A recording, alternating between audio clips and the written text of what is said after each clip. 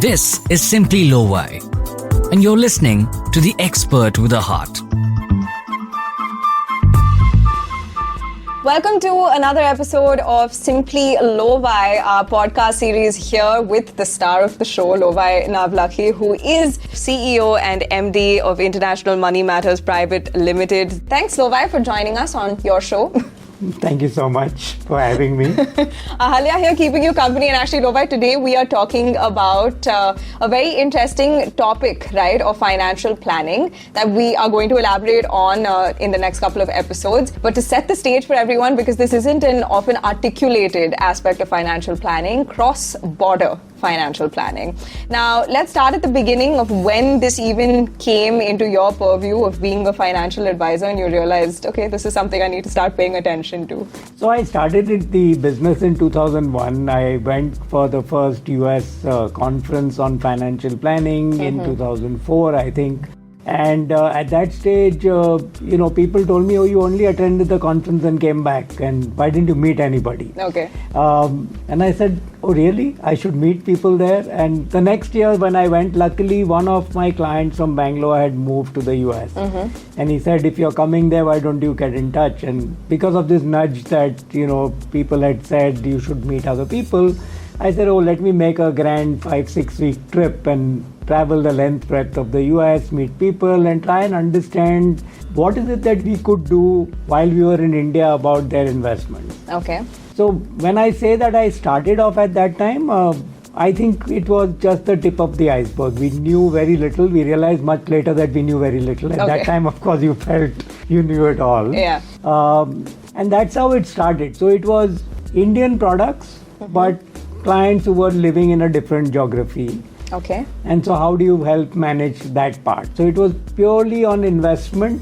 And when I asked them in that year, would you consider having me to be a financial advisor on investments in India? Their sort of common refrain was, if you will handle the taxes on that investment. Okay.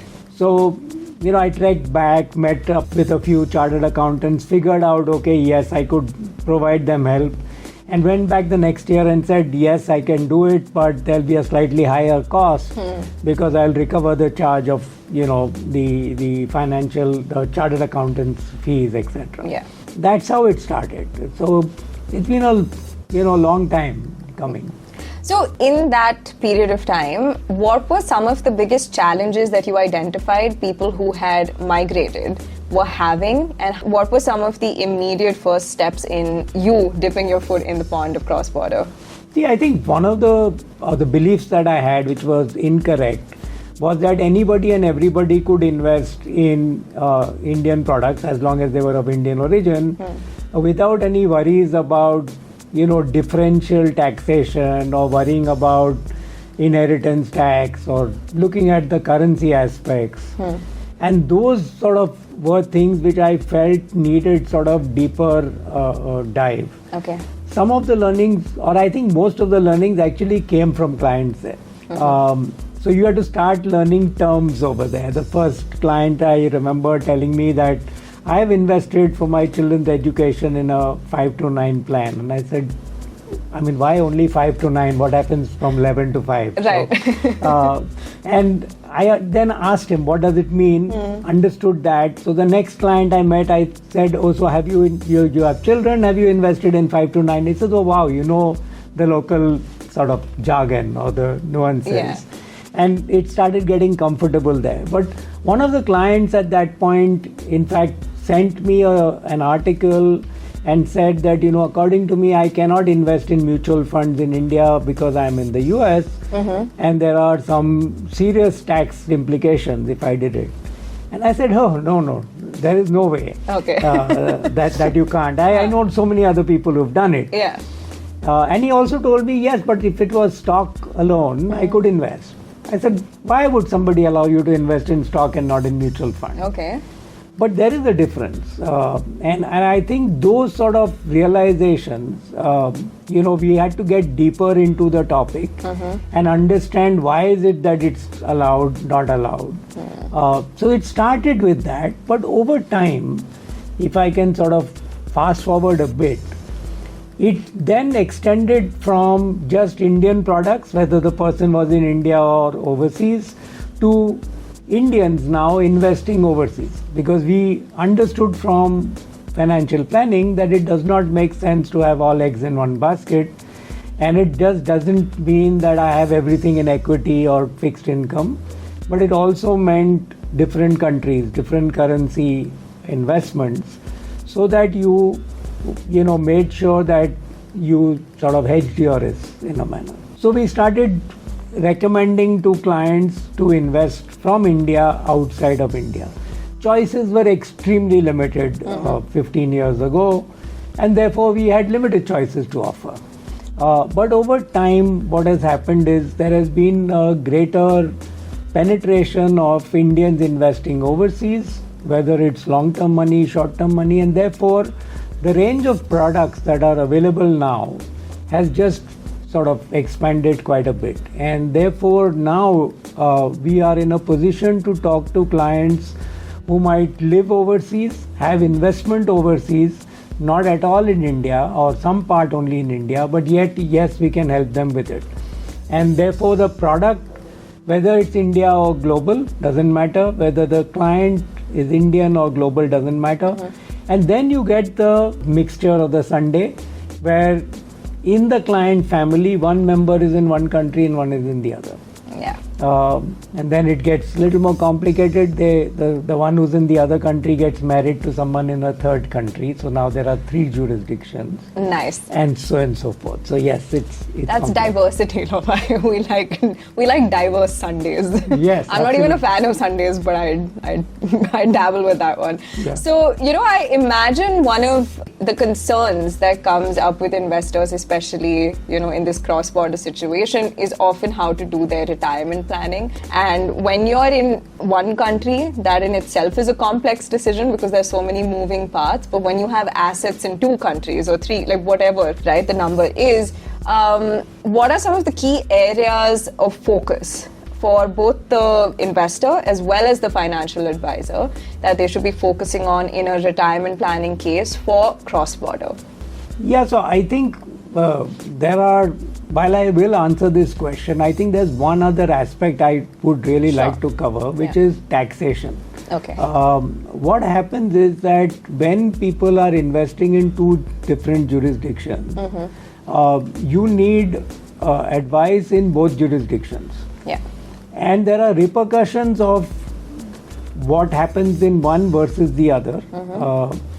And invariably what I have seen and noticed is that a lot of large entities and large firms who have the ability to or have the presence in multiple jurisdictions, they actually have Chinese walls. Okay. And do not allow or do not advise people from one jurisdiction, they do not advise in the other. So the poor client now has to deal with 2 different organizations, maybe the same name, but it is XYZ US and XYZ India. Yeah.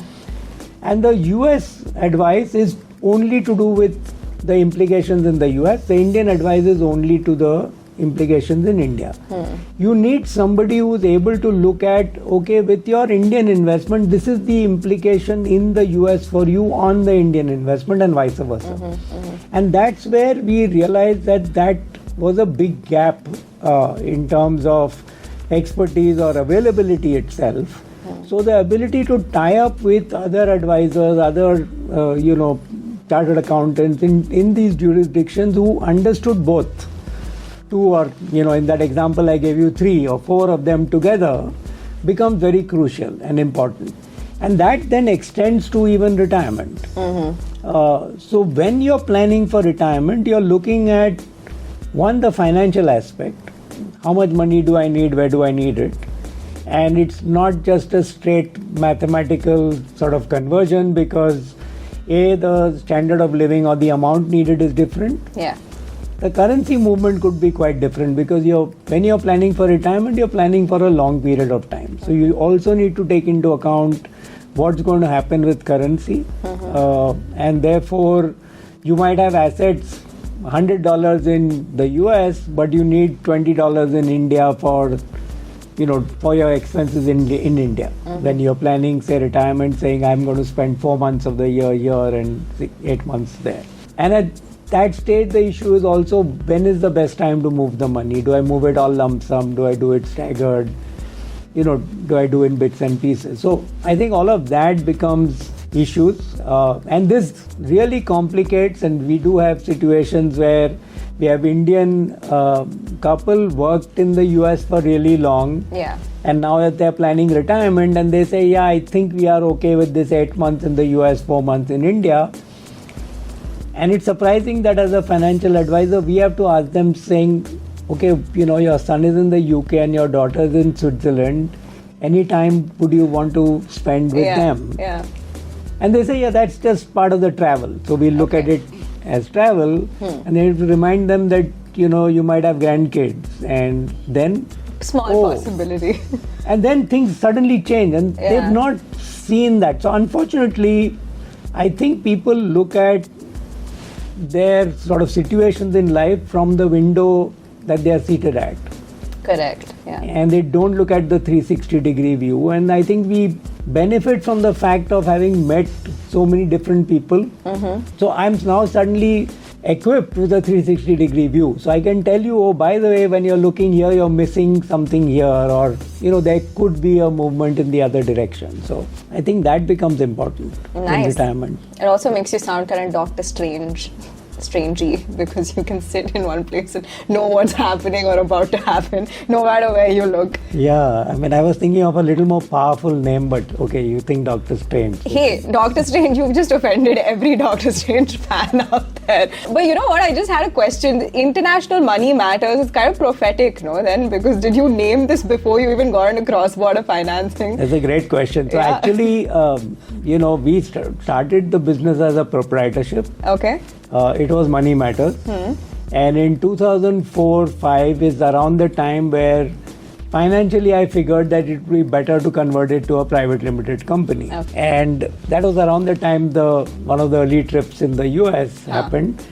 And I said, if I added the word international to the name, it would probably help in people relating to us and saying, hey, international name, now I'll give you business. Yeah. That's that Indian in us. And like you said, I thought the name would help the business. The name actually forced us that, we have to live up to the name. Yeah. So in many ways, yes, it does sound prophetic at this point, but it's just coincidental, I would think. Just right place, right time sort of thing. Yeah, we like those moments though. Those are good moments. Yeah. Okay, so another thing that I'm sure is going to come up in our upcoming podcast. So we've also got a special guest who's going to be joining us on the series, a dear friend of yours, but also someone who practices in the US. Estate planning, right? When it comes to, again, I can't stress, especially with property, I think we've all seen families sometimes be ripped apart because of property fights and things like that. Estate planning in your own jurisdiction must be so complicated. Then how do you facilitate, seamless and calm estate planning for people who are actually, just all over the place? So first and foremost, I think estate planning goes beyond just property. It's to do with just the transfer of asset, etc. Now in India, I think it was maybe in the 80s or 90s, there used to be an inheritance tax and it got abolished. Yeah. The Western world has it. And therefore people have to be very careful with, it becomes a planning sort of issue of ensuring that when you die, you want your assets to be below the inheritance tax or the estate duty limit so that the family gets the full value of the asset. Now, what happens with cross-border, and I think a lot of people who are listening into this podcast, this might sort of be relevant to them. There are lots and lots of companies which are registered in the US which operate in India as well. Yeah. Google, Amazon, Facebook, the types, right? And as you get senior in the organization, you get stock. And people are very happy with some of these stocks. If you happen to own them over the period of time, they've really grown and the company has kept adding stocks to your portfolio. You have the option of buying stocks with your salary, etc. So you keep doing it and say, I'm very thrilled that I have got this $500,000, $1 million in that stock. And what they do not recognize is that the US inheritance tax laws actually have a prohibitive estate duty rate, which is 40%, if your limits are beyond a certain amount. And if you are a US person, a US citizen, it's a much higher limit. If you're not a US citizen, the limit is as low as $60,000. So once your value of such investments in the US crosses $60,000, there is a staggered estate duty that your family pays in case you die while you're holding that asset. Okay. Right? And once you cross $1 million, you are at the full 40% tax rate. So people think, oh, I have this great amount of, net worth or asset available. I shouldn't sell it because then there'll be income tax, so let me not do it. Income tax is at least planned, right? You'll incur the capital gain, you'll pay the tax, and then you have the money with you. You can move it back here. The estate tax or the death tax, as they would call it, is obviously unplanned, and the family is thinking, oh, I have a $2 million, and suddenly you say, no, it's only 1.2 million. Yeah. So it's a large amount of money that goes away. Rude awakening, that's what you call it. Rude awakening. And different countries have different rules. So, I mean, I know I'm stressing on the US, but just to make the point, because I think a lot of companies which are here are registered in the US, but this applies in many other jurisdictions as well. So one has to be really careful about it and be aware about it. I think there's a lot of learning that we get from experience. So we may not have had a situation till maybe a few months ago of somebody who is a US citizen, has assets in India, has been living in the US for many years, now moved to India, but the daughter is married to a Norwegian and living in Norway. So now there are 3 jurisdictions, and you have to really sort of almost like walking on landmines without getting blown up, and making sure that you are treading carefully, at least be aware about what needs to get done. And very often we find, because of this issue of people dealing with silos, that I'll go to an advisor in the US for my US stuff and in India for my Indian stuff, but they don't talk to each other, that they find that they violated something. And then it's a question of, oh, how do I straighten it up without really, again, pressing the landmine myself and blowing up in my face. Do not press the red button. Yes, do not press that button. Amazing. So I think this really sets the stage for the conversations we're about to have with our guest on the next couple of episodes, Lovaii. But I do want to, as we reach the end of today's podcast, I want to ask you a question about the relevance of cross-border financing for people who, may be in one place for now. Is this something that they should think about in their own financial planning journey and plan for, even if it's not happening in the immediate future? This is a great question, because I think the one thing we tell our clients is that the moment you're thinking about something, if you talk to us, then there is a planning situation. Okay. We can actually plan and say, okay, make sure that you sell this asset 1 month before you move to this jurisdiction, because it will be less of an implication. Or make sure you buy this before and then hold it for the next 3 years, then you're fine. Yeah. I'm going for, let's say, 2 years assignment to a different country. Then I buy something which I'm going to hold for 3 years, and I have certain reporting requirements, declarations that I do, so that, I've not violated anything, and I'm not paying any taxes, or I'm not, going out of pocket. So I think a lot of that is planning. The same thing is true for people who are outside India and are planning to come back to India. Okay. So if they tell us in advance that this is what we are planning, we look at their assets, we look at their aspirations, goals, what needs to move for their sort of expenses, etc., and goals to be met in India, and when is the best time to do it? And, should I break it apart in this financial year, part in the other financial year? And as you're probably well aware, that in different jurisdictions, the financial years are different. Yeah. Some have calendar years, some have March, and some have first week of April, and so on and so forth. So there are planning opportunities, arbitrage opportunities, I would say. So not violating anything, but taking advantage of the fact that I can do something in one particular year, one jurisdiction, but it will mean a different year in the other. Okay. Lovaii, have you had to travel extensively because of your cross-border clients? No, I mean, I like to travel anyway, so of course. What is the place that is like the most obscure that you never thought you'd have a client in? Oh, we've had clients in back and beyond of Africa. Wow. But we haven't been there, so we've sort of dealt with them while being remote. Not having been there yet.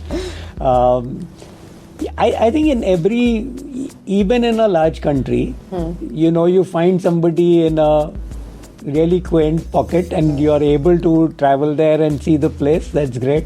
Yeah, another reason you should pay attention to cross-border financing. Of course. Fantastic. Well, stay tuned for our podcast coming up in this series. It's going to be really special. We're going to be exploring cases, both from Lovaii and our special guests, experience so far. And cross-border financing. Let's go.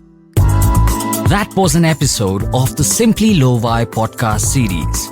Expert with a Heart.